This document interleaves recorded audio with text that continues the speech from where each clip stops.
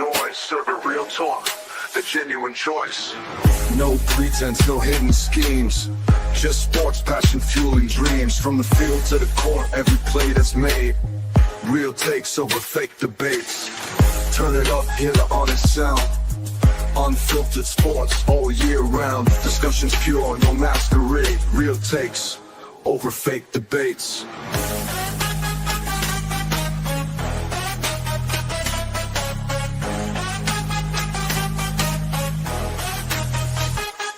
Turn it up. Over fake debates. Real takes over fake debates.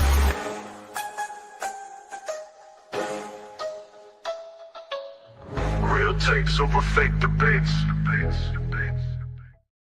And we are live. SBtalksports, Sean Webb, real takes over fake debates.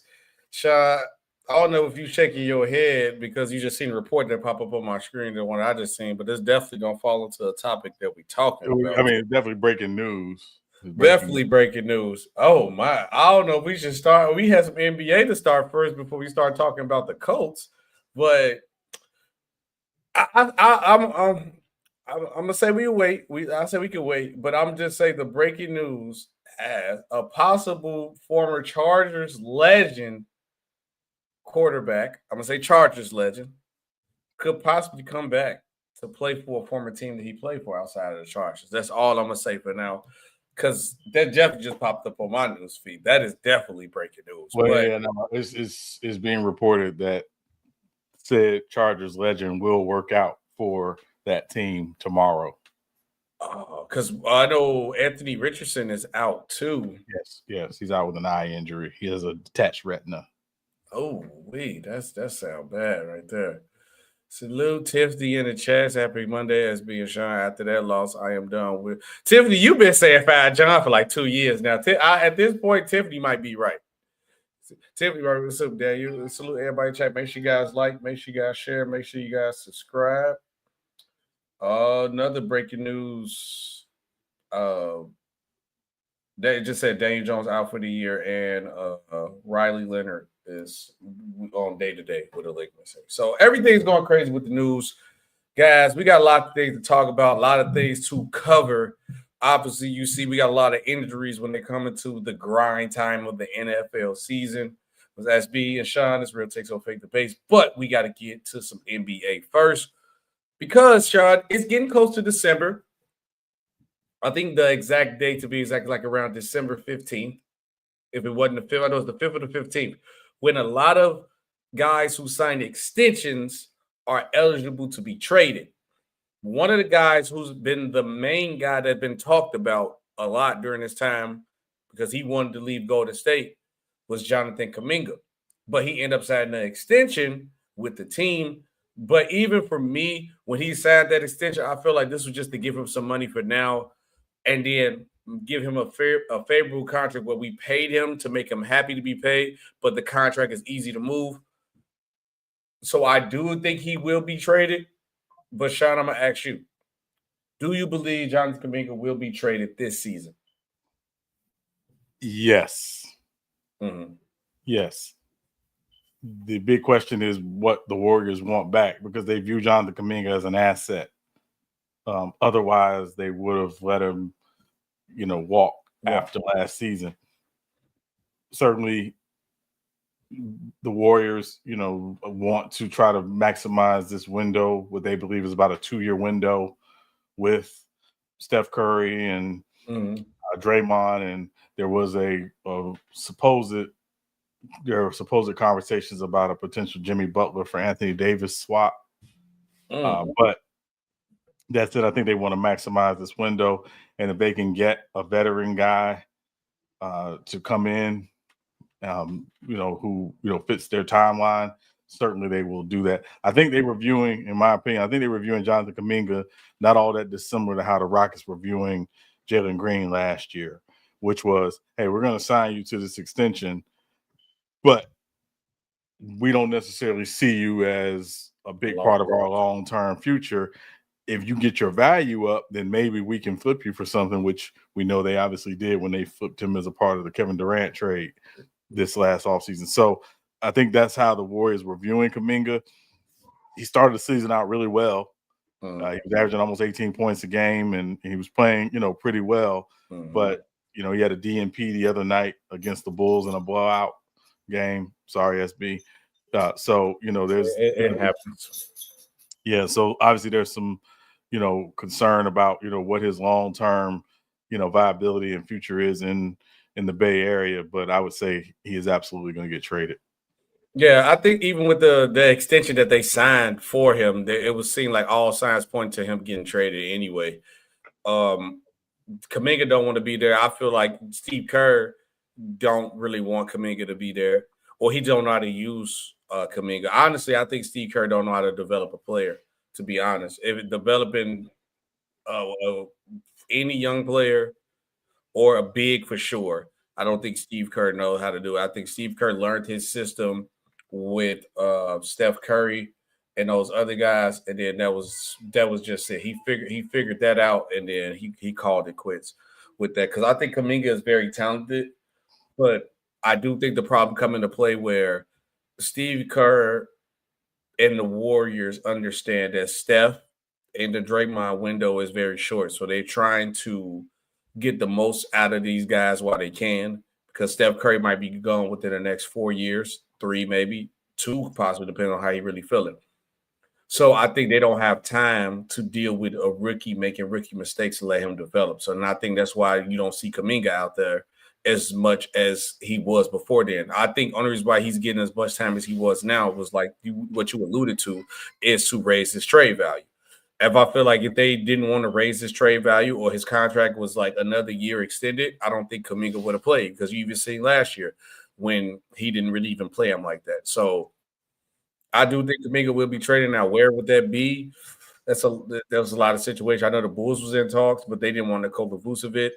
They were trying to ask too much. Like, they wanted like a first-round pick for Kuminga, which I don't believe they will get.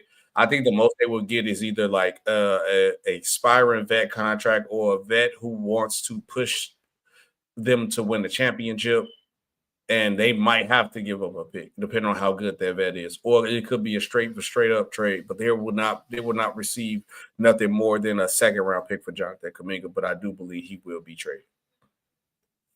Sean, speaking of another person that want to be traded, and we brought my Bulls that we lost, we are on – Sean, we are on a 7-game losing streak right now. If I look at the Chicago Bulls record right now, all right, and rock with me. I know a lot of people don't care about Chicago Bulls, but rock with me. I'm finna take us somewhere. We are 11th seed, right? We are 9-14, Sean. 9-14. We have already had 2 5-game losing streaks, and we're currently on a 7-game losing streak. Imagine, we're not even halfway through the season yet.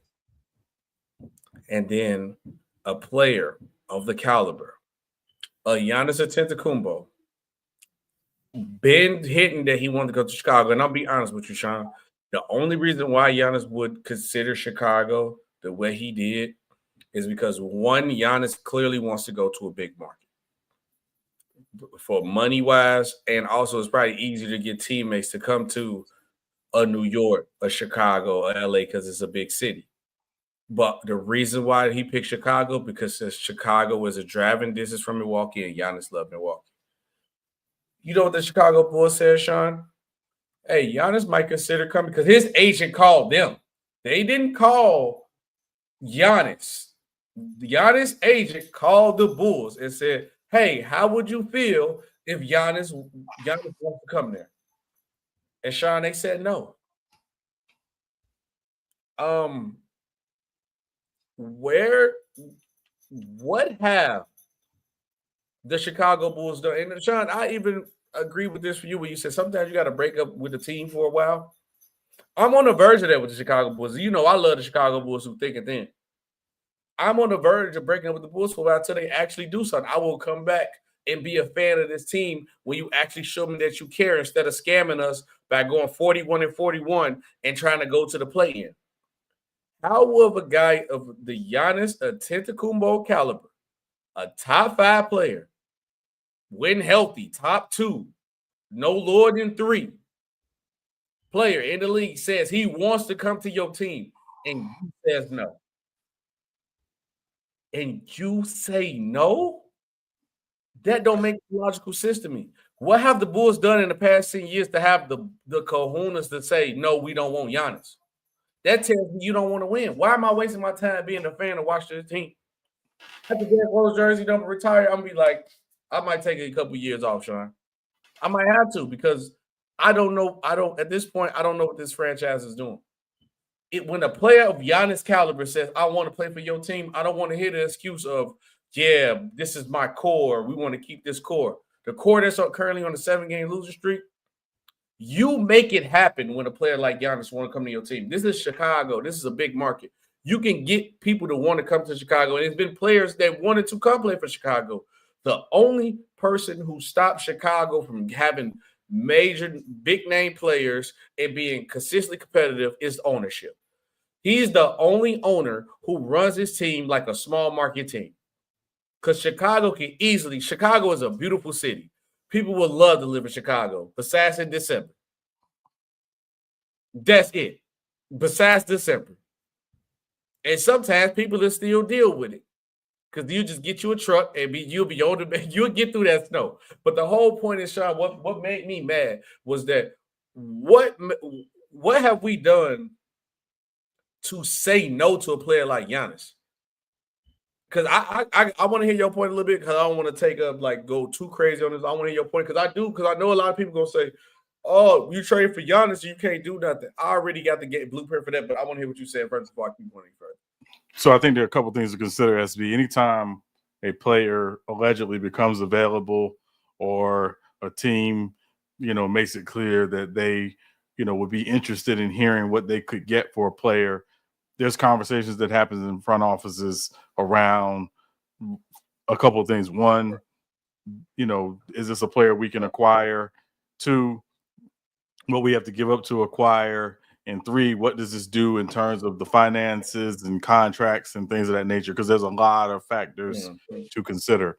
Why the Bulls would make that decision, I'm not really sure. Again, if they were saying, hey, what would Milwaukee want?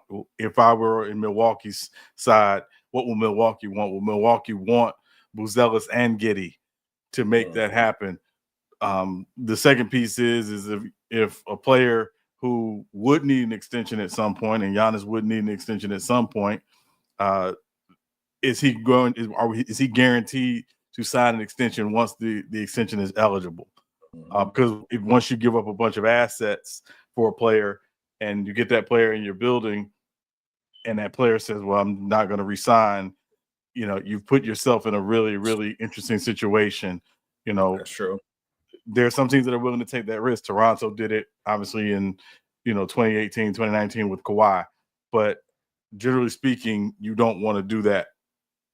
I think there are other factors to consider that we don't want to get too in-depth in, CBA, apron, things of that nature. So there's a lot of things that go into it. But I understand your point and the frustration. But I want people to understand something and fans to understand something. There are business elements to this. But the biggest business element to this is if you don't get ownership to sign off on it or ownership say, hey, go do whatever you got to do to make it happen, it's probably not going to happen. No, I think Reinsdorf, I know 100% Reinsdorf said no because he said, why would I try to spend all this money and I can still sell out the arena with spending half the money? And the other problem that I have with whatever money that he's worried about spending on Giannis, Chicago Bulls fan base have shown we will double your money back. We come to the games. We buy all the merchandise. We will sell, Sean. We will sell. That's what missed me with Reinsdorf and how they run the ownership. Sean, we was selling out games when we had Cameron Payne, Paul Zipser, and Denzel Valentine in our starting lineup, and people still can't support the game. So Reinsdorf can miss me with that. He's being a cheap owner just to be cheap. He's greedy, bro. He's being greedy for no reason. My only problem is because I know people be like, if you trade for Giannis, you got to give up all this. You can't really build a team around him. Part of the problem that Giannis had with Milwaukee, I want to credit and salute to Milwaukee.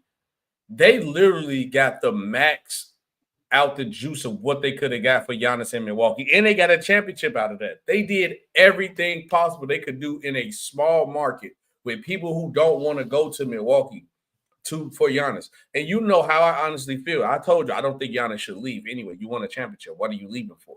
You don't need to leave. You letting the narratives and people talk to try to make you leave. Milwaukee did everything they could as a small market team. Now imagine what a team like Chicago could do in a major market where Giannis doesn't have to, or the Chicago Bulls organization don't have to go a mile and a half to get an extra player here or there, because people will come play for Chicago. One of your favorite players almost came to Chicago on his own.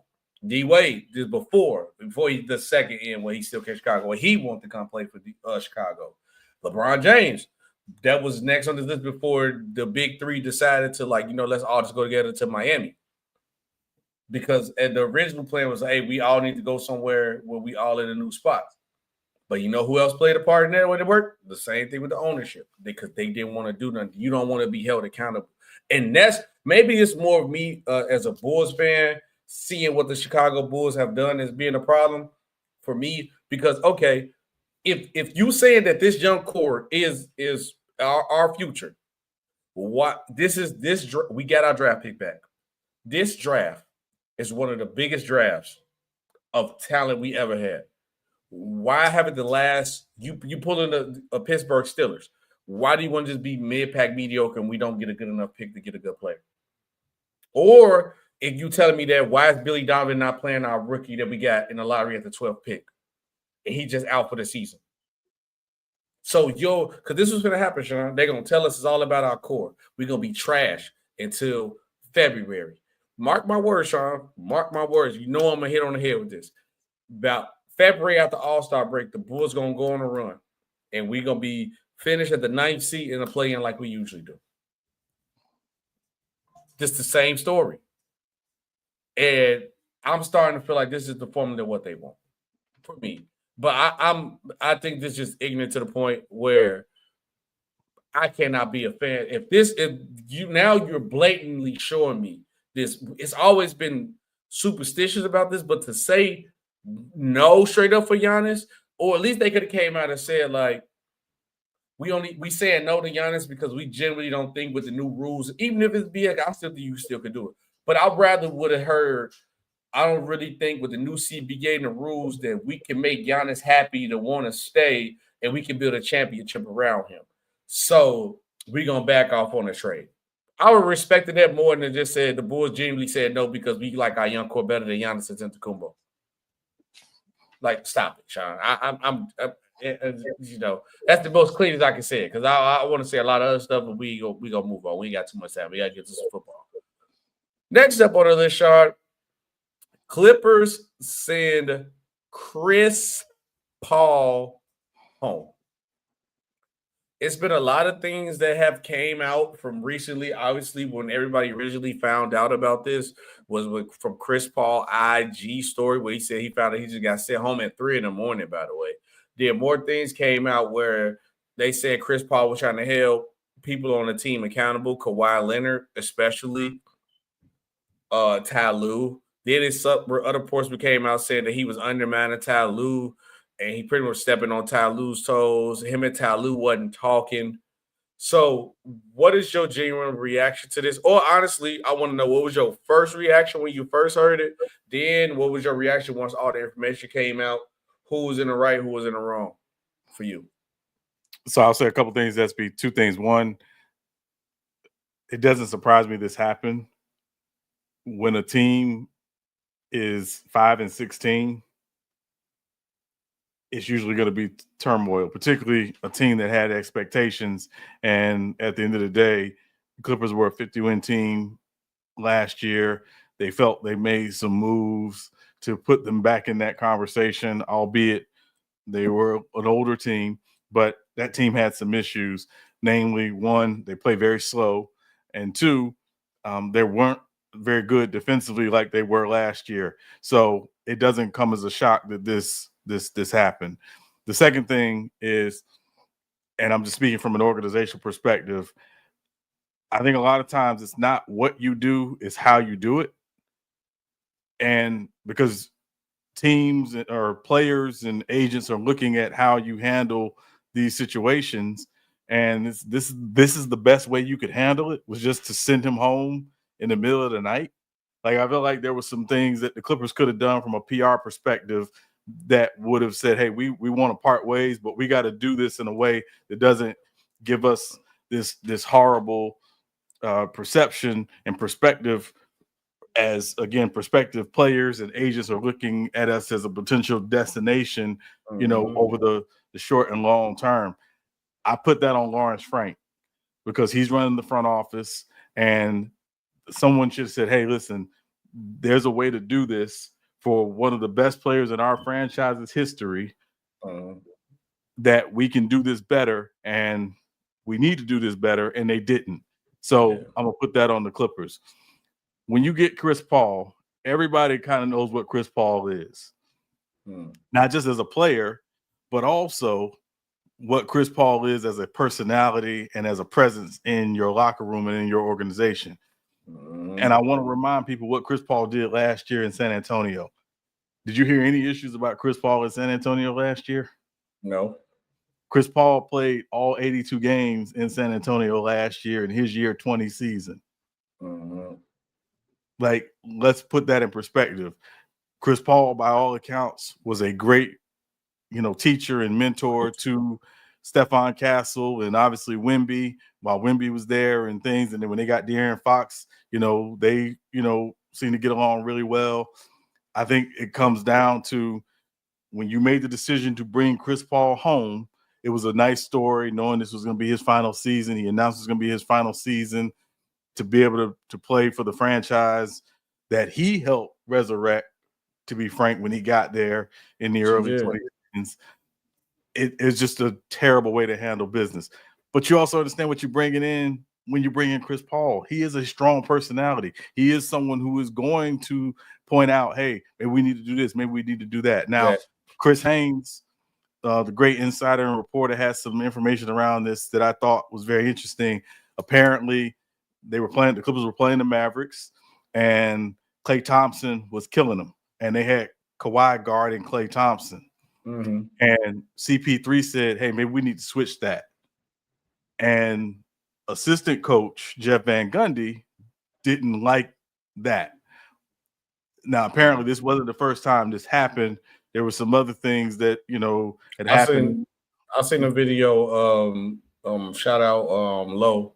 Low did a reaction to it where it was the game when they played Cleveland, and it was with Kawhi matchup. And one, it was how Kawhi was not pressing. Chris Paul had a problem how he wasn't pressing Donovan Mitchell, and Donovan Mitchell getting so easy.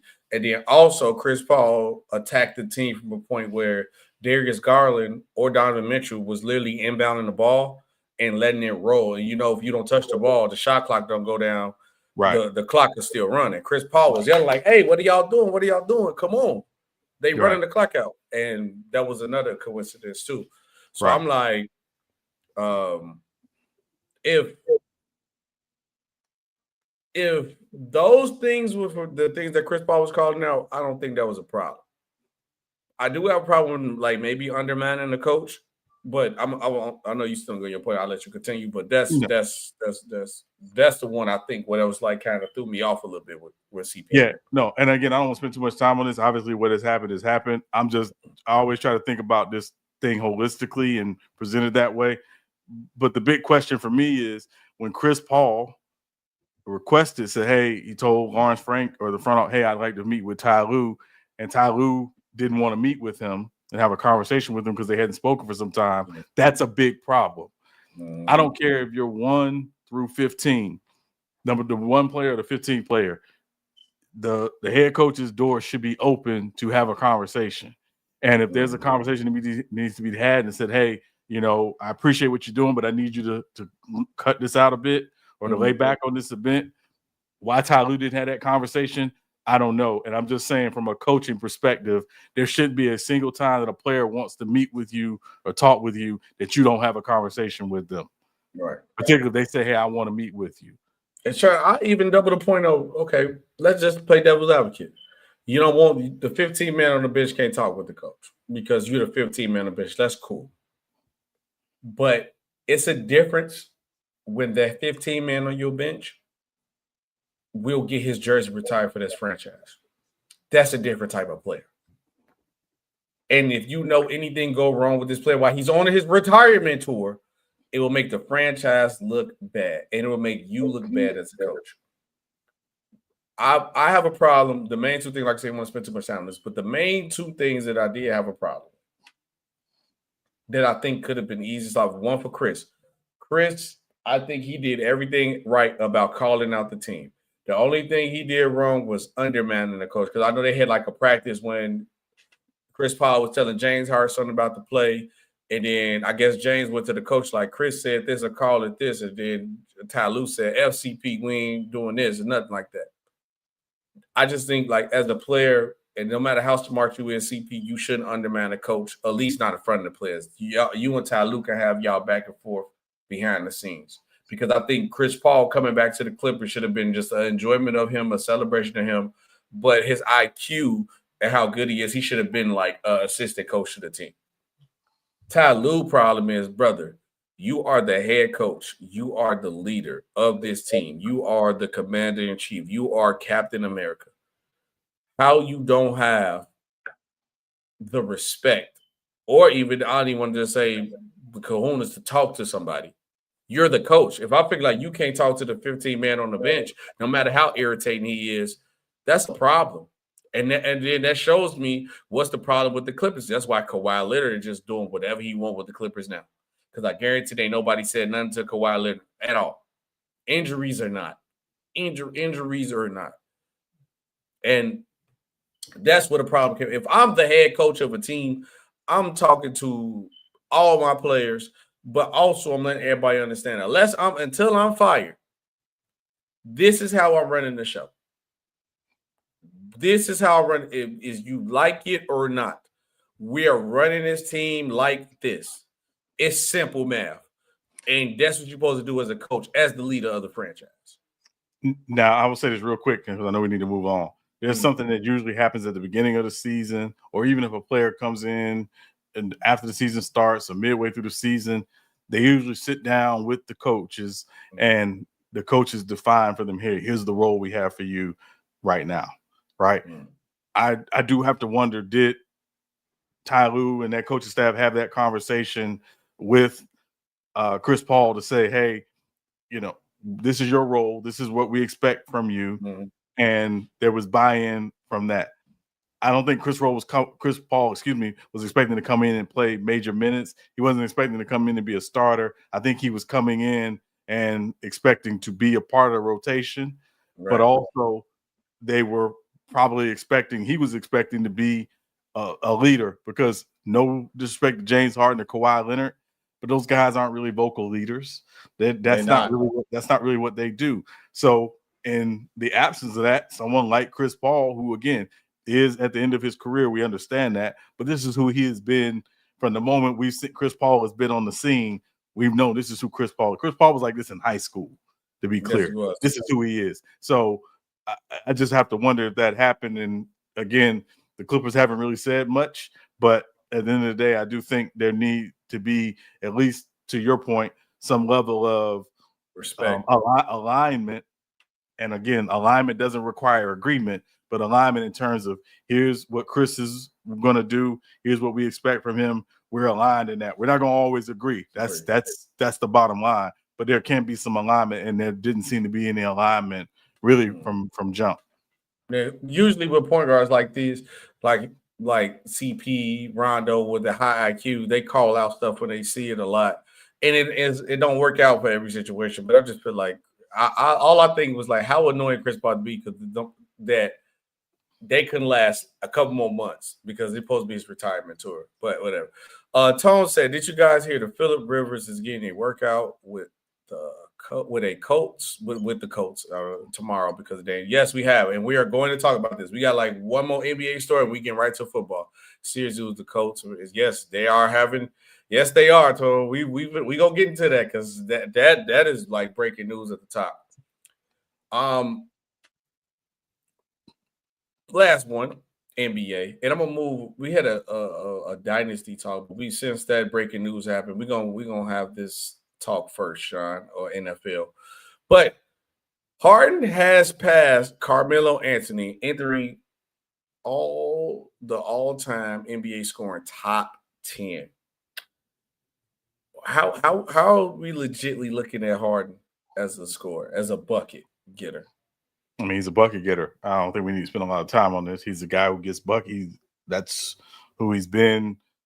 Really coming off the bench in OKC to start his career as a sixth man, and then obviously going to Houston and becoming the franchise player there. That's who he is. So no surprise that he's done this. He's had a great deal of longevity in his career. So no surprise he's done this.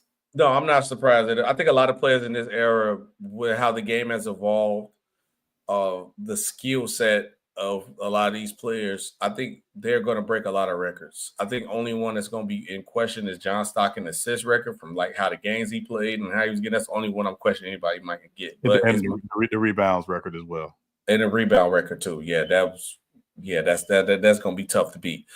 But Harden is up there with one of the players who changed the game. That double step back, the way he dribbled and scored, and I would say the only thing was shout out to Chris Paul. Not shout out. It'll be both to say shout out. Unfortunately, Chris Paul got injured because if James Harden's style of play was to find a way to win, Sean, oh my God, do you know how many teams would probably be trying to give one ISO score with shooters and just shoot threes? What happened? Because when Golden State won, what did people change to? The Golden State style. What's the Nuggets won? What do people change? It's a copycat league. That's all I'm saying. So he was such a great scorer where the one style of play where we all said you cannot win playing this style of play. He was a game away from the finals. Now, how he would have played against Cleveland, I don't know. I think it would have been a tough task unless Chris Paul would have got hurt. But I think James Harden is one of the best scorers of all time. He's in that conversation. That's the thing I'm gonna say because I do want to get this football. I do got a real takeover reaction for that. He said if Kevin Durant, if he plays every game this season, he could pass Jordan for third all time. He's on pace. I can see that. A lot of people gonna get past this generation. Remember Jordan's not third all time. Karl Malone is. Karl Malone, yeah. So he probably saying fourth, maybe fourth. Jordan fourth, right? No, I believe someone else is, but hold on, let me look it up real quick. Yeah, I'm saying. Look it up too. I know LeBron is Jesus. Kobe is fourth. Kobe is fourth. Yep, Kobe is fourth. Jordan is Jordan's fifth. Yeah. Oh yeah, no, Durant definitely going. Once Durant ends his career, Durant gonna be three. He's probably gonna be three. Because I think Durant got what? He's at 31,000.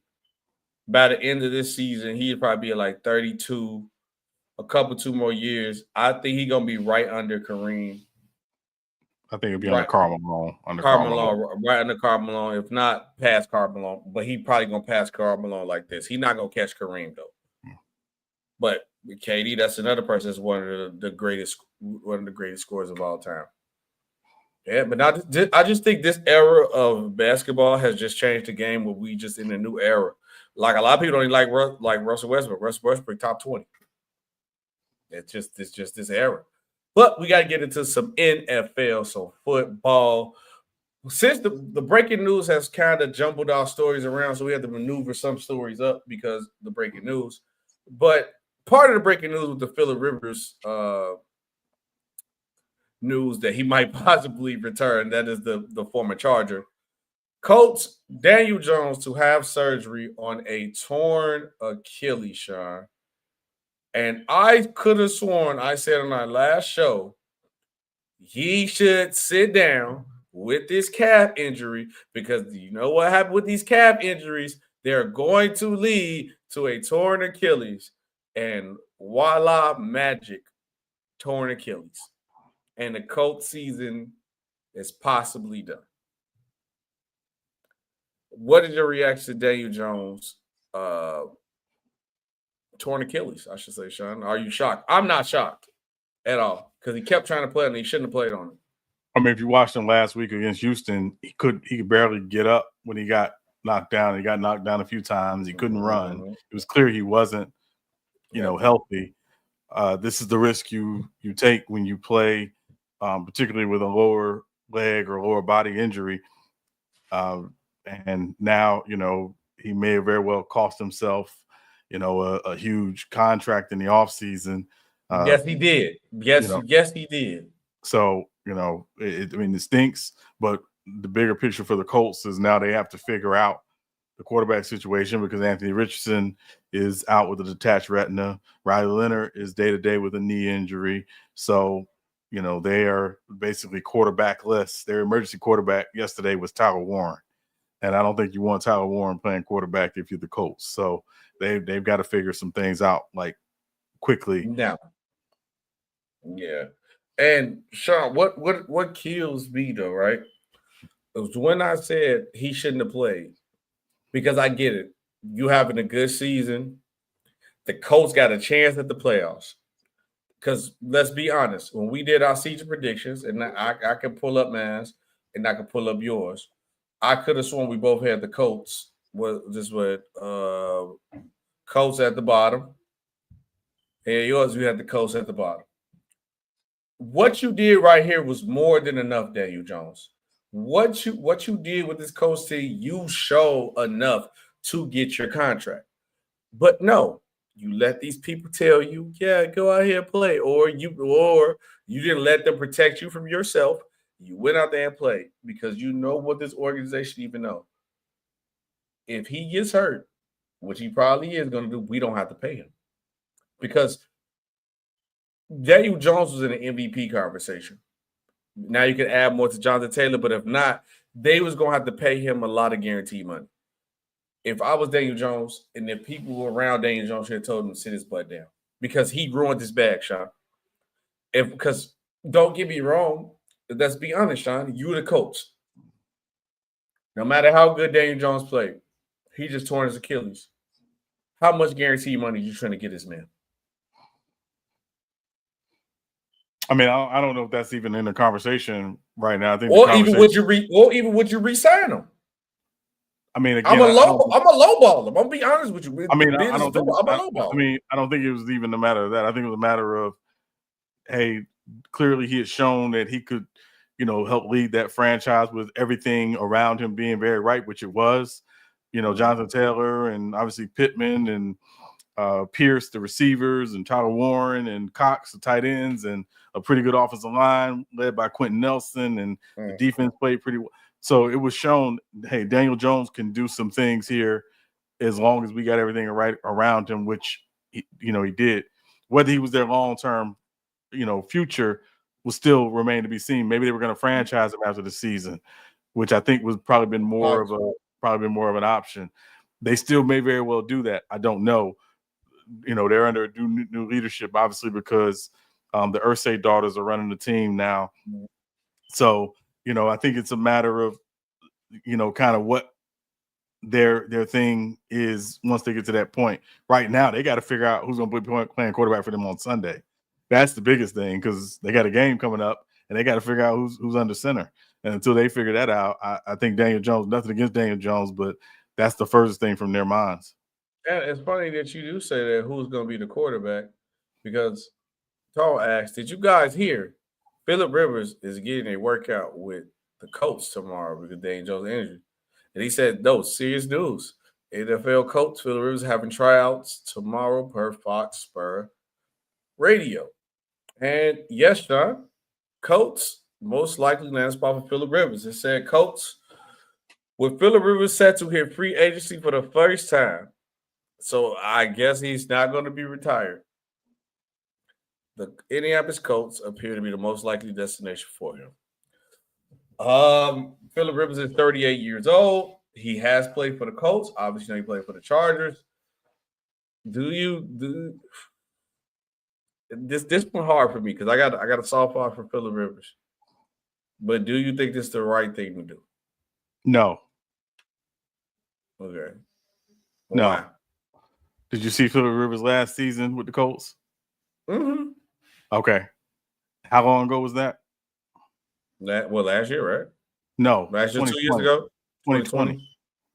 2020, yeah. 2020, you're right. 2020. Yeah. So he hadn't played in the NFL in 5 years. Yeah, nah, he needs to sit it down, man. What are he chasing? I mean, again, if they view themselves as a Super Bowl contender, that's what he's chasing. But no. And I know, Phillip Rivers and his wife got a bunch of kids and, and things of that nature. I mean, that's probably why he's trying to get that bag. If you go get the bag, you got a lot of kids you got to feed. But I think he's fine.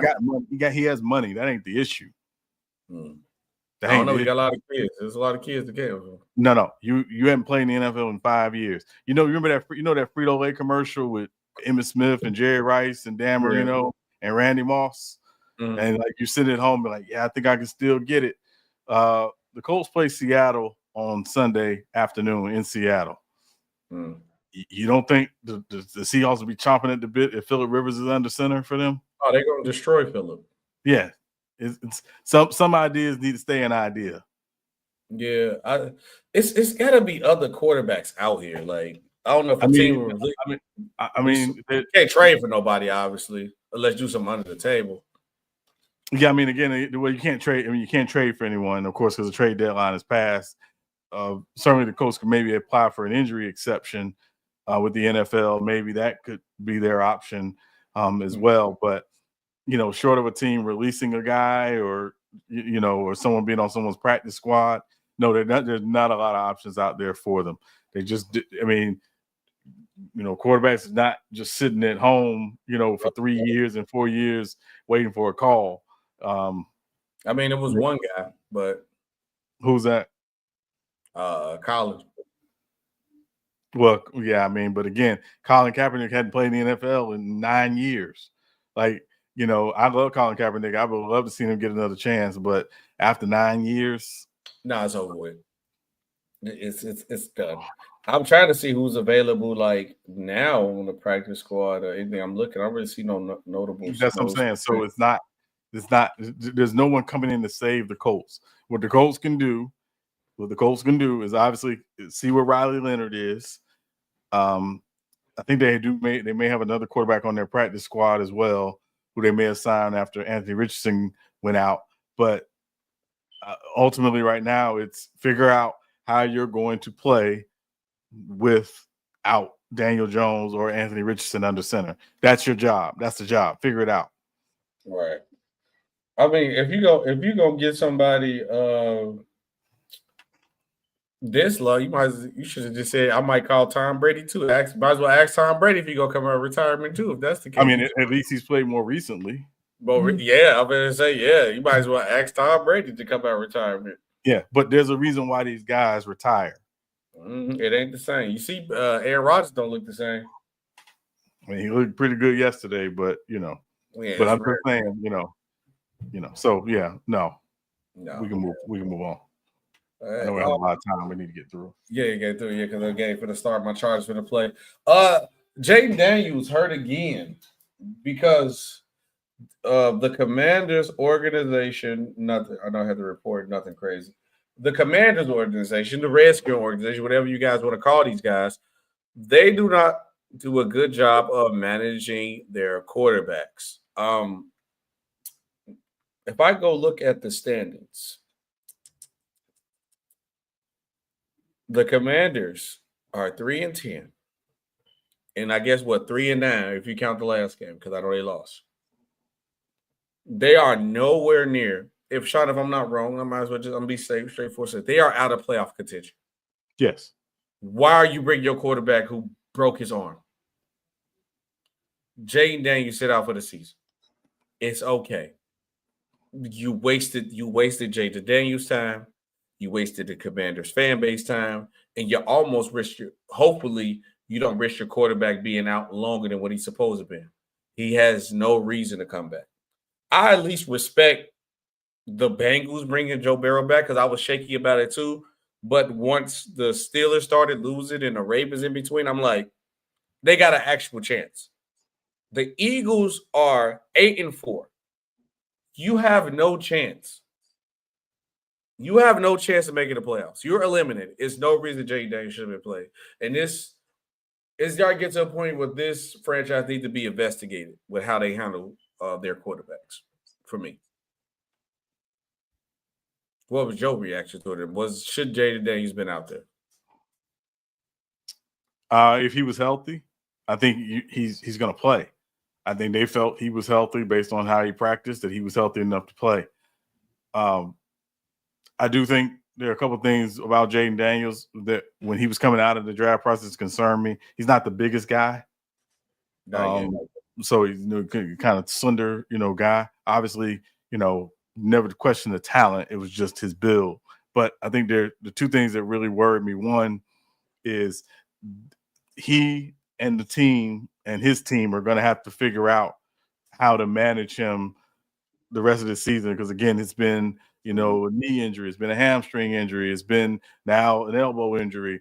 I think at a certain point they have to make an organizational decision. And I'm saying organizational, including all of those parties, to say, is this the best thing for him to play? I don't know if it is, but I think they need to make that decision. And the second thing is Michael Strahan said yesterday that he thinks Jayden Daniels needs to alter his play style. I'm going to lean towards Michael Strahan. Maybe he does. But what I do think is that, again, the questions about his durability were not an issue his rookie year. Now they are. What can he do to, alleviate those concerns? Is it changing his play style? Is it figuring out a way to change his body to take some of the punishment and things, particularly as a guy who does like to run and use his legs? Those are the things I think they need to figure out. But I'm not going to say whether or not he should have been playing.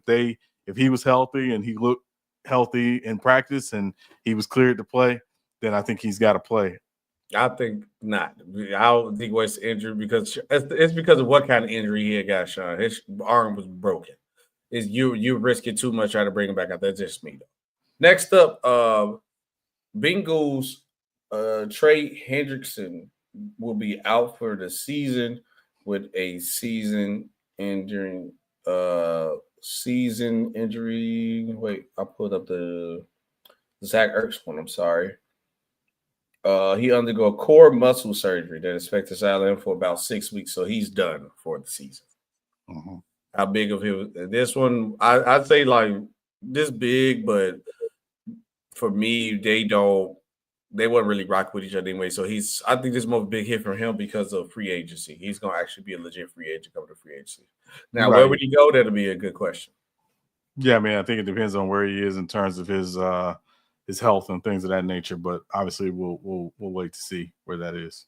Now, with all these injuries that have happened, Sean, and there's a couple that's on this list, and we are right on the cusp of the playoff race. Biggest injury of the season so far right now from everything that has gone. Who would you say? I think without question it's Daniel Jones. The Colts were definitely in contention, and now they aren't, without Daniel Jones and without Anthony Richardson. So I would say Daniel Jones definitely. I would have to agree with you. I think it is Daniel Jones for sure. With Daniel Jones being out, that literally turned the whole course for the Indianapolis Colts.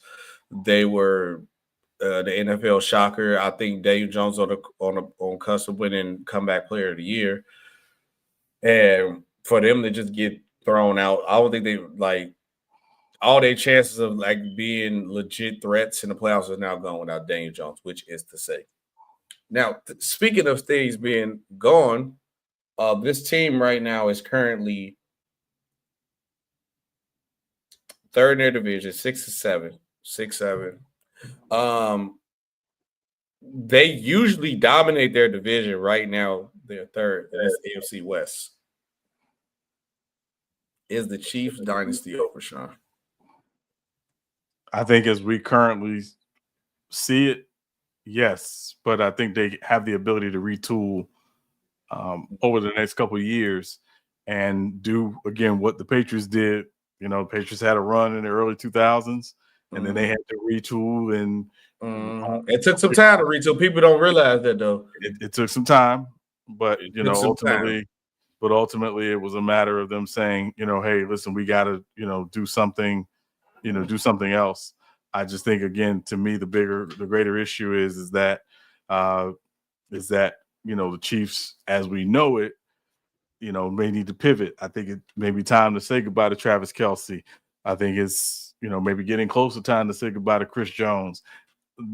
Some of those guys, it's time to retool and figure out how you're going to, continue to maximize the window you have with Patrick Mahomes and with Andy Reid, because again, Andy Reid is one of the older coaches in the NFL. Don't know how much longer he's going to be your head coach. So they got to, figure out. They don't want to go, 10 years without winning a Super Bowl like the Patriots did. So, as a Chargers fan, I want to say yes, the dynasty is over, and I would want it to be. But I'm being honest. No, it's not. It's not at all. And I don't want to go too in depth because we do have a real take overreaction with what you said. I'm going to take credit for this because I definitely had to react to that one. But I don't think so. I just think you are seeing a team that's on the tail end of depletion of going on championship runs. That's all it. That's literally it. This team went on a lot of championship runs. They had a lot of talent. And when you win and you got talent or you develop talent, people want to get paid, and you can't keep everybody. When your quarterback out of his rookie deal, you got to pay your quarterback. A lot of other players going to be gone. So I just think the dynasty is not over. They just void of talent, and they are on the depleted end of a championship run. So them losing is actually a good thing for them, so they can add more talent to this team. So unfortunately, no. The dynasty is not over with the Chiefs. Now, as much as I want it to be, I can't. Let's go ahead and talk into this Browns game. Shedeur Sanders has been named the starter for the rest of the season where he put on a masterclass performance. He is the first rookie of this year quarterbacks to throw for 300-plus yards. When they said this rookie class was trash, I did not believe it. And that shows the point where they had a guy who's supposed to win second, dropped to the fifth. Ain't nobody else threw for 300. This rookie draft class, we might have to go back and look at it and be like, it ain't as good as we thought it was. And it'd be crazy if Shedeur ended up being the best one out of all of them and they blackballed him. But Shedeur went 23 for 42, 364 yards, 3 touchdowns, 1 interception, and he ran one in, and he led the team in rushing yards with 29 rushing yards. Quinshon Jenkins, you got to lock in. That can't happen no more. But yeah, Shedeur led the team rushing yards. He got a rushing TD and 3 passing touchdowns. And will be named the starter of the season. How do you grade Shedeur? How do you grade Shedeur's performance? B plus. B plus. Oh, B plus. okay. Yeah, B plus. Yeah. Yeah, he made some good plays yesterday. I think 2 things. One, I think the Titans did a good job of trying to make the Browns one-dimensional, obviously. And then the other piece was the Browns did get down, and so they did have to throw the football to get back in the game. He made some good plays. Can't take it away from him. Obviously, he had a couple plays that if he could get them back, he would, as well. But I think while people will talk about the game yesterday, probably the thing that was most impressive to me was how he was at the podium after the game. Because that's the telltale of whether or not this can be a franchise guy. It's not just what you do on the field. It's what you do in front of the media and in front of the podium. I thought he was great yesterday in front of the podium with some of the questions he was getting. So to me, he's earned the right to be the starter for the rest of the season. At this point, Shedeur is not competing against Dillon Gabriel. Shedeur is competing against that Browns, not even Deshaun Watson, if you're being honest. He's competing against what the Browns may decide to do with that top pick they're going to have this year in the draft, because it looks like they're going to end up with another top 5 pick. So that's who he's competing against. And for them to go into the offseason, if he's shown enough to say, hey, this guy is going to be our starter for 2026, we can take a quarterback, but we don't have to. We can invest in other areas of our team. That's what Shedeur is competing against. And that's, I think what he's got to do the very simple thing, which is control the controllables. As long as he's doing that and continuing to show progression and growth, I think, obviously he's going to make it a very interesting conversation for the Browns during the offseason. For me, I get Sheduer A-. I watched this game thoroughly. I think only problem that you could see with Sheduer, but obviously I think there's more of a reps and time thing. This is his third game. Hold the ball a little bit too long. Obviously, that's been a problem with Sheduer. You got to add a little bit more of that. And sometimes, even though crazy, and I can agree with why he does it, because I can agree why he does this, because I don't want to get hit either. But sometimes you got to step in that pocket and stay in that pocket and just you go get hit, but zip the ball out of it. That's it. Because sometimes he was throwing off his back foot a couple throws where he kind of missed because he was preparing for the hit instead of just lasering it out there, because you're gonna get hit regardless. But so that's why it's more with like me on that end when it comes to that with Sheduer. But besides that, I get this game an A-. And I do agree with the thing you said about having to compete with the Browns next year. I think I compete with the organization in general too, because when you talk about competing with the organization, perfect example, the last play of the game, Sheduer, your quarterback brought you back into the game, Sean. You ran a Wildcat 2-point conversion, which is terrible. I'm sorry. If my quarterback got me in the game, back in the game, you got to let him finish.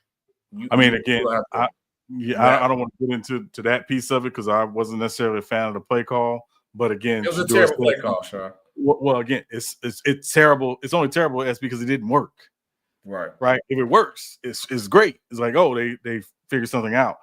They had run it before. They had run it in practice. It worked in practice, according to Sheduer. So he didn't have issue with them calling it. But obviously, from the outside looking in, it's like, oh, they set him up to fail and blah, blah, blah. I'm not buying into that. I didn't particularly care for the play call. But again, we're not at practice every day.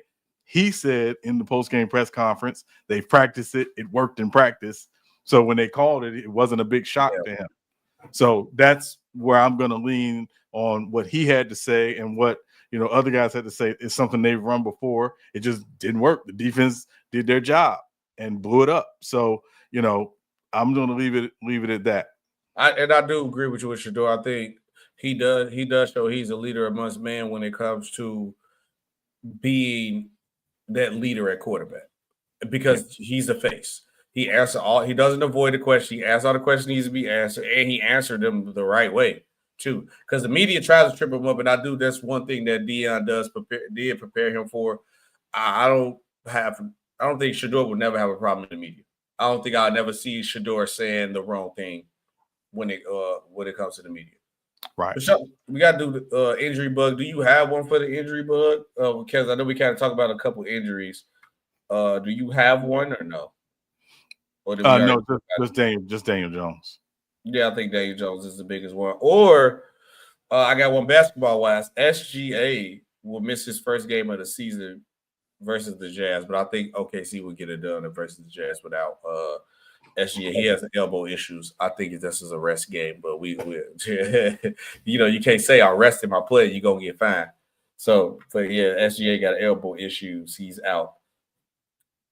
Week 14 recap as a whole.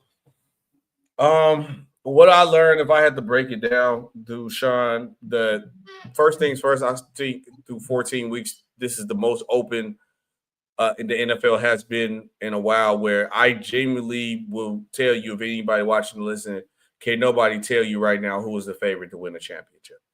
I don't know. The Bears just went from the 1st seed to the 7th seed off one loss. And the NFL is so wide open where you genuinely don't know who's going to come out each side. You genuinely don't know. And then that's what I can say, because I enjoyed every game of football that I watched across. The main ones I paid attention to was the Browns and the Bears. And I watched this Chargers game too, but I glimpsed in a little bit of the Rams, but they was blowing them out. I did not watch a lick of that Vikings game, and I watched that Cowboys game too, Cowboys and the Lions. But I can tell you right now, Sean, that the NFL is wide open. I genuinely don't know who's winning the championship. I couldn't tell you. I mean, that's a good thing. So I think and I don't think we should ever complain about that. That's an absolute good thing, SB. Yeah. I think two things. One, what we do know, and I will say about the NFC in particular, we know there's going to be one of those teams in either the NFC North or the NFC West who any other season will be a playoff team, will not be a playoff team this year. Who that's going to be remains to be seen. But those three teams at the top of the NFC North are fighting for 2 spots. Because again, I think the NFC West, San Francisco, Seattle, and the Rams, they're fighting for, so you got 6 teams really fighting for 5 spots, because obviously the winner of the NFC South and the winner of the NFC East are getting in the playoffs.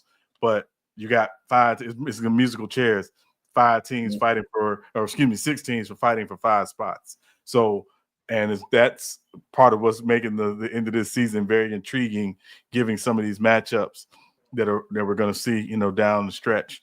And in the AFC, again, New England right now, Denver right now, but they're both, kind of in the race for that 1 seed. But I don't look at either of those teams and I say, oh yeah, that's a surefire Super Bowl team. I don't, because there's a team in Texas, and it's not the Cowboys, that I think if they play Denver or New England, they're winning those games as long with that defense, and as long as 7 is back there at quarterback and 12 at receivers playing. So, but that Houston defense is legitly serious. So, that's my recap of the week. They're really looking at it. You got, just real quick, I know we got to go to our real takeover reaction. NFC North, Packers 9-3-1. Bears 9-4-0. The Lions 8-5. Then you go to the NFC West, 10-3 Rams. Seahawks 10-3-0. 49ers 9-4-0. It legitimately might be a double-digit win team that don't make the playoffs in the NFC. Legitly. Holy. You literally could have an 11 or 12 win team in the NFC at home in the playoffs. So that's just the reality, but it's just also the reminder of, these divisions are getting better. Again, the NFC North, for example, and the NFC West this year are I think those 2 divisions where, nothing's guaranteed. It's just the way it is. So. And I do like that they put all the division games last, so that means like you could like you said with like the Bears lost the division game. They went from the 1st to the 7th seed that quick. So yeah, it does happen like that. Quick Monday night preview. We gotta get to the game. The game already on now. My Chargers are going against the Philadelphia Eagles. Let's see how this goes. But a quick real takeover reaction. We only got 3 today, Sean. This was you, well, at least 2, because I want to answer this first one. Real take or overreaction from Sean. The Chiefs will not win another Super Bowl under Andy Reid and Patrick Mahomes. Sean, this is a overreaction. Like I said earlier, I just think they're on the back end of a multiple championship runs. I believe Patrick Mahomes have not missed the AFC Championship game yet in his career, has he? Come on, man. You go that deep in the playoffs. I think it is an overreaction. I think this year was the best thing that could possibly happen to them so they can actually add some assets to their team. Because I think they just need more talent, and they got to get rid of old guys. You got to put some young faces in there. Yeah, it's an overreaction. Okay. As long as Andy Reid and Patrick Mahomes are in Kansas City and they both are, a health, sound mind and body, the Chiefs will always be in the Super Bowl conversation. So it's an overreaction. But to your point, it is time for them to restart and to reset and to, again, bring in some young quality talent. These long playoff runs always catch up. Yep. Right. It always catches up. And I think it's caught up to them this season. And the blessing in disguise may be if they don't make the playoffs, that, they'll get a chance to get started on their offseason earlier than usual. Yeah.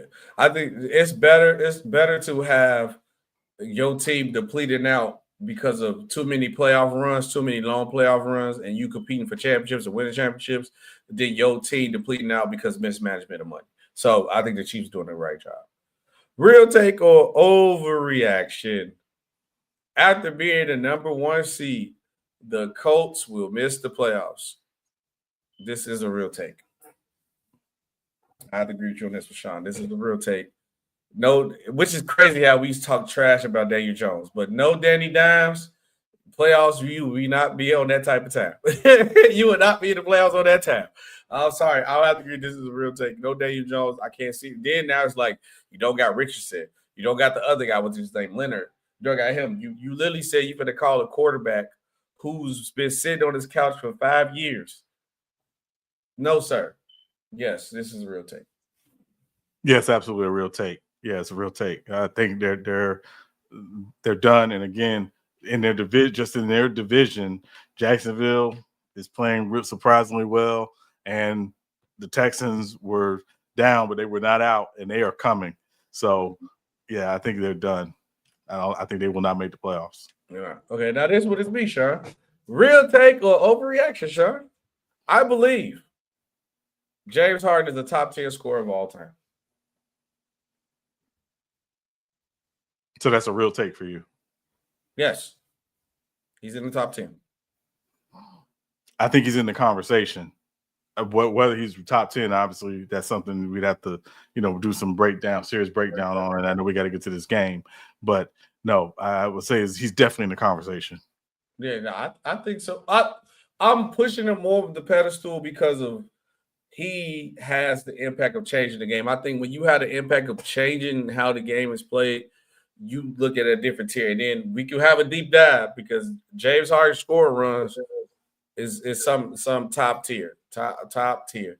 We got to do a quick rundown of the picks of the week, Sean, and we get about it. All right. SB and Sean NFL picks of the week.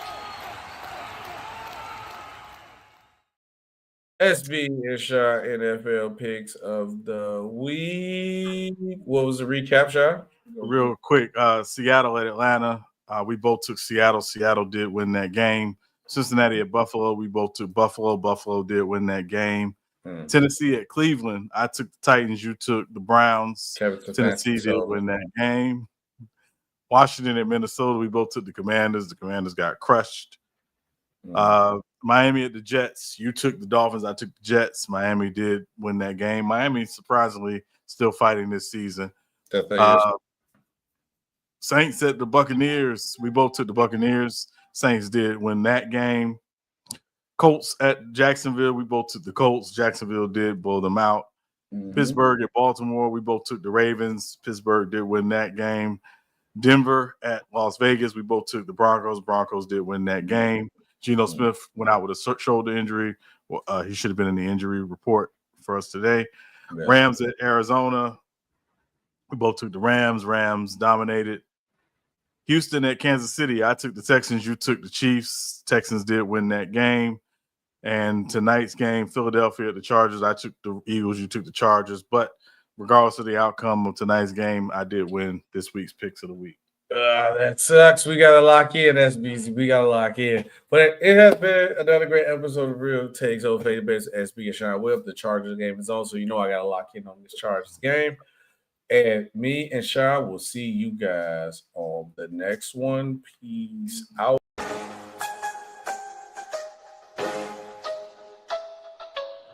Real takes over fake debates.